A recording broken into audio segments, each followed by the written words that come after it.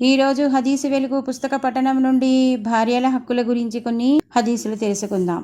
మనిషి పరలోకంలో సత్ఫలితం పొందే ఉద్దేశంతో తన ఇంటివారిపై ఖర్చు చేస్తే అది అతనికి సదకా అంటే మంచి దానంగానే పరిగణించబడుతుంది అని ప్రబోధించారు మహాప్రవక్త సల్లల్లాహు అలైహి వసల్లం.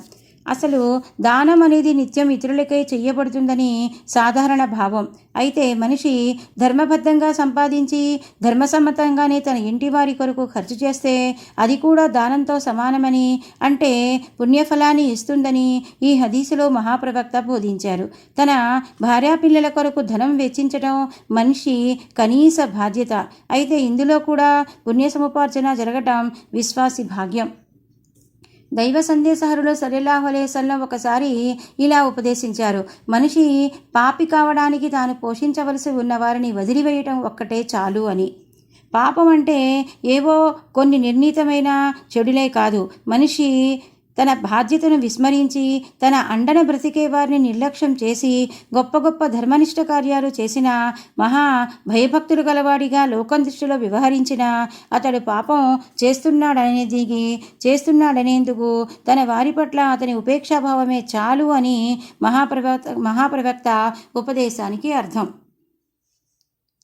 ఎవరికైనా ఇద్దరి భార్యలుండి అతడు వారి హక్కుల్ని న్యాయంగా, సమానంగా, సమంజసంగా నిర్వర్తించకపోతే తీర్పు దినాన అతను తన సగదేహం కోల్పోతాడు, అదే స్థితిలో లేచి వస్తాడు అని మహాప్రవక్త చెప్పినట్లు అబూ హురైరా ఉల్లేఖించారు.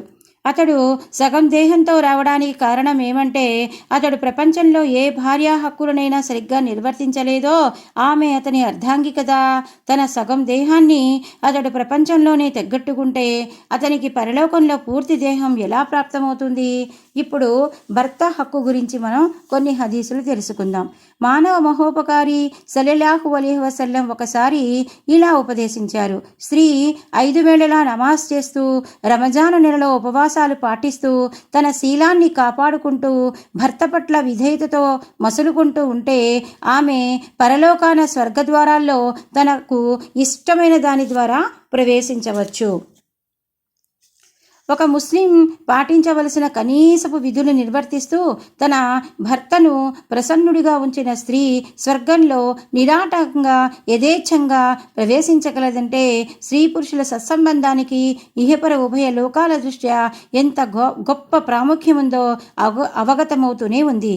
ఈ ప్రాముఖ్యాన్ని అర్థం చేసుకోకపోవటం మూలానే అనేక కుటుంబాలు విచ్ఛిన్నమై ఇహము పరము రెంటిని కోల్పోతున్నాయి. మహాప్రవక్తను ఎవరో అడిగారు, ఉత్తమ మహిళ ఎవరు అని. దానికి మహాప్రవక్త సల్లల్లాహు అలైహి వసల్లం ఇలా సెలవిచ్చారు: ఏ మహిళ అయితే భర్త తన వైపు చూసినప్పుడు అతన్ని ప్రసన్నం చేస్తుందో, ఎవరైతే భర్త ఏదైనా చెయ్యమన్నప్పుడు ఎదురు చెప్పకుండా చేస్తుందో, ఎవరైతే తన విషయంలో, తన సొత్తు విషయంలో తన భర్త మనస్సు నొప్పించే వైఖరి అవలంబించదో ఆమె ఉత్తమ మహిళ. భర్త సంతోషమే తన సంతోషంగా, భర్త ఆజ్ఞ శిరోధార్యంగా మసలుకోవటం, తన సర్వస్వాన్నైనా, తన సొంత ఆస్తి పాస్తులనైనా, ఇంటి యజమానురాలుగా తనకు భర్త అప్పచెప్పిన సొత్తునైనా తన జీవన సహచరునికై సంశయరహితంగా త్యాగం చేయటం కన్నా ఉత్తమ ప్రమాణం, సహేతుకమైన ఆదర్శం మరొకటి కాగలదా? మహాప్రవక్త ఒక ఆదర్శ మహిళకు ఉండవలసిన ముఖ్య లక్షణాలు 3 ముక్కల్లోనే చెప్పేశారు. అయితే ఇది కేవలం ప్రేమపూర్వకంగా జరిగే విషయమే కానీ బలవంతాన అయ్యే పని కాదు, నియమం అంతకన్నా కాదు. హజరత్ అబూ సయీద్ ఖుద్రీ రజియల్లాహు అన్హు ఉల్లేఖించారు: మేము ఒకసారి మహాప్రవక్త సల్లల్లాహు అలైహి వసల్లం సన్నిధిలో కూర్చొని ఉండగా ఒక మహిళ ఆయన వద్దకు వచ్చి, నా భర్త సఫ్వాన్ బిన్ ముఅత్తిల్ నేను నమాజ్ చేయటాన్ని సహించరు, నన్ను కొడతారు, నేను రోజా పాటిస్తే దాన్ని విరమించమంటారు, ఇక ఆయన పరిస్థితి ఎలా ఉందంటే పొద్దు పొడవక మునుపు లేవరు, ఫజ్ర్ నమాజ్ చెయ్యరు అని చెప్పుకుంది. అప్పుడు నవావన్ అక్కడే ఉన్నారు. భార్య ఫిర్యాదుల గురించి దైవ ప్రవక్త నఫ్వాన్ నఫ్వాన్ను అడగ్గా ఆయన ఇలా సంజాయిషి చెప్పుకున్నాడు. దైవ ప్రవక్త, ఆమె నమాజ్ చేయడాన్ని నేను సహించిపోవటంలోని యథార్థం ఏమిటంటే ఈమె 2 సూరాలు పఠిస్తుంది, నేను వారిస్తూ ఉంటాను. అది విని మహాప్రవక్త ఆమెతో ఒక్క సూరా చాలు అని సెలవిచ్చారు. నఫ్వాన్ ఇంకా ఇలా చెప్పారు, రోజా విరమించమనడంలోని వాస్తవం ఏమిటంటే ఈమె ప్రతిదిన రోజా పాటిస్తూనే ఉంటుంది.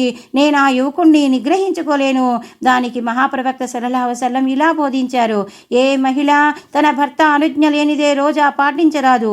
తర్వాత నఫ్వాన్, నేను సూర్యోదయం అయ్యాక నమాజ్ చేయటం గురించి నిజమేమంటే మా వంశంలోని వారు పొద్దు పొడవక మునుపు మేల్కొనలేరన్నది జగద్విదితమే అని విన్నవించుకోగా దైవ ప్రవక్త సల్లల్లాహు అలైహి వసల్లం ఈ విధంగా బోధించారు, అయితే నఫ్వాన్ మేల్కొనగానే నమాజు చేయటం అలవర్చుకో. ఈ హదీసు ద్వారా అనేక విషయాలు మనకి ద్యోతికమవుతున్నాయి. 1, హదీసులో ప్రస్తావించబడిన దాని ప్రకారం భార్యలు ఫర్జ్ నమాజులు చేస్తూ సుదీర్ఘమైన సూరాలు పఠించడం పట్ల కాస్త తమ భర్తల అవసరాలను దృష్టిలో ఉంచుకుని మరీ మెలగాలి. అయితే స్త్రీలను ఫర్జ్ నమాజును వారించే అధికారం పురుషులకు ఏ మాత్రం లేదు. నఫీల్ అంటే అదనపు నమాజు విషయంలో మాత్రం స్త్రీలు తమ భర్తల ఇష్టాన్ని అభిష్టాన్ని గమనించి మసులుకోవటం మంచిది. ఇక 2, ఈ హదీసులో ప్రస్తావించబడిన రోజా కూడా నఫీల్ అంటే అదనపు రోజా అని తెలుస్తుంది. ఎందుకంటే ఫర్జ్ రోజాను వారించే అధికారం కూడా ఎవరికీ లేదు. మహిళలు తమ భర్తల ఇష్టాన్ని దృష్టిలో ఉంచుకొని నఫీల్ రోజాను పాటించాలి. అవసరమైతే నఫీల్ రోజాను భగ్నపరచవచ్చు కూడా.